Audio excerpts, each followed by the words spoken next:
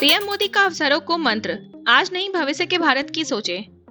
प्रधानमंत्री नरेंद्र मोदी ने सचिवों के साथ उच्च स्तरीय बैठक में अधिकारियों से लंबे समय की सोच के साथ काम करने को कहा। उन्होंने विभागों के बीच साइलो खत्म कर पूरी सरकार एक साथ की भावना मजबूत करने पर जोर दिया।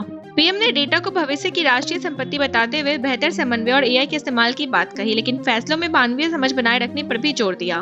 बैठक में रक्षा उद्योग, समुद्री क्षेत्र, युवा, विश्वविद्यालयों से संवाद और अधिकारियों के बीच टीम भावना बढ़ाने पर भी चर्चा हुई। देश के जवान भाई मुझे माफ कर दो, जेएनजी पर्यटक ने सेना से मांगी माफी। लद्दाख के मिनीमर्ग चेकपोस्ट पर ट्रैफिक रोकने को लेकर सेना के जवानों से बहस करने वाली पर्यटक ने अब माफी मांगी है। वायरल वीडियो में वह खुद को जेएनजी बताते हुए नाराजगी जताती दिखी थी। विवाद बढ़ने के बाद महिला ने अपने व्यवहार पर अफसोस जताते हुए जवानों से कहा, मुझे अपनी छोटी बहन समझकर माफ कर दीजिए।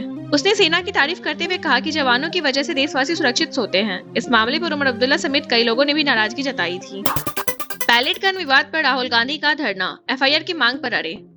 पैलेट गन से घायल होने का दावा करने वाले साहिल लोचुप के साथ राहुल गांधी संसद मार्ग थाने पहुंचे और एफआईआर दर्ज करने की मांग की। कार्रवाई न होने का आरोप लगाते हुए राहुल गांधी थाने के बाहर धरने पर बैठ गए। प्रियंका गांधी समेत कांग्रेस के कई नेता भी उनके साथ मौजूद रहे। राहुल ने दावा किया कि साहिल के शरीर में 200 से ज्यादा छर्रे मिले हैं और मामले की जांच होनी चाहिए। दिल्ली पुलिस का कहना है कि शिकायत दर्ज है, लेकिन राहुल गांधी शिकायत करता नहीं है। बीजेपी ने इस प्रदर्शन को लेकर राहुल गांधी पर निशाना साधा। अब आप सीएम हैं, फिल्मी डायलॉग न बोले, उदयनिधि का विजय पर तंज।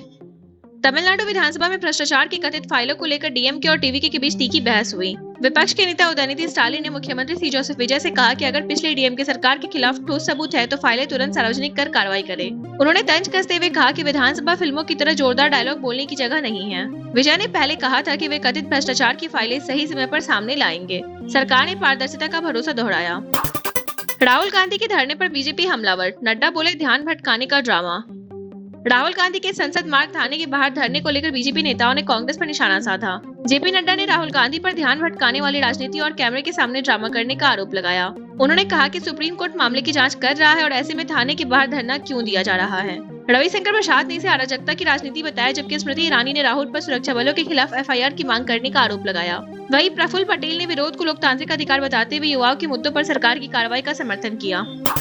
जयपुर में सीजेपी कार्यकर्ताओं का विरोध, स्कूल निरीक्षण के दौरान धक्का मुक्की।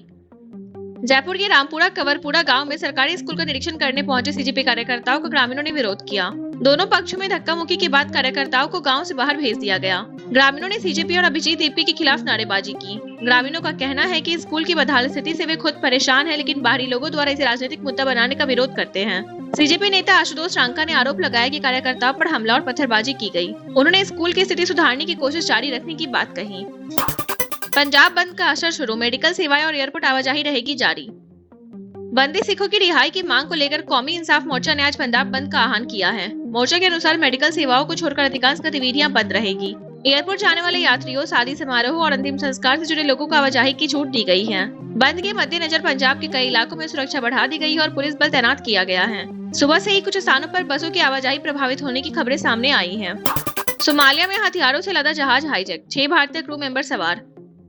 सोमालिया के पुंटलैंड तट के पास समुद्री लुटेरों ने तुर्की के हथियारों और सैन्य उपकरणों से लदे कैमरून में चले झंडे वाले MV LUTUF जहाज को हाईजैक कर लिया। जहाज के 10 सदस्यीय क्रू में कम से कम 6 भारतीय शामिल हैं। रिपोर्ट के मुताबिक करीब 8 समुद्री लुटेरों ने जहाज पर कब्जा कर उसे नुगाल तट की ओर ले गए। जहाज पर हथियारों के अलावा कम्युनिकेशन और सैटेलाइट उपकरण भी लदे थे। घटना के बाद इलाके में तुर्की के हेलीकॉप्टर और ड्रोन से निगरानी की जा रही है। त्रिशा गायत्री ने रचा इतिहास, चीन की जोड़ी को हराकर भारत का पदक पक्का।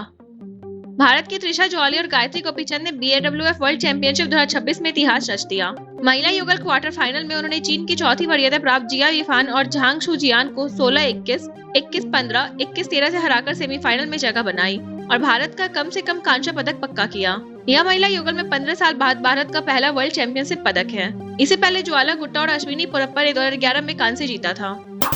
मुंबई में महंगा होगा ऑटो टैक्सी सफर, 1 सितंबर से नए किराए की तैयारी। मुंबई और आसपास के इलाकों में ऑटो टैक्सी का सफर 1 सितंबर 2026 से महंगा हो सकता है। MMRTA ने ऑटो के न्यूनतम किराए को 26 से बढ़ाकर 27 और काली पीली टैक्सी का किराया 31 से बढ़ाकर 33 करने को मंजूरी दी है। 1.5 किलोमीटर के बाद प्रति किलोमीटर किराए में भी बदलाव होगा। CNG स्पेयर पार्ट्स और रखरखाव की बढ़ती लागत को किराया बढ़ाने की वजह बताया गया है। हालांकि आधिकारिक नोटिफिकेशन जारी होने तक पुराने किराए लागू रहेंगे। शेयरिंग ऑटो टैक्सी के नए किराए पर फैसला अभी बाकी है।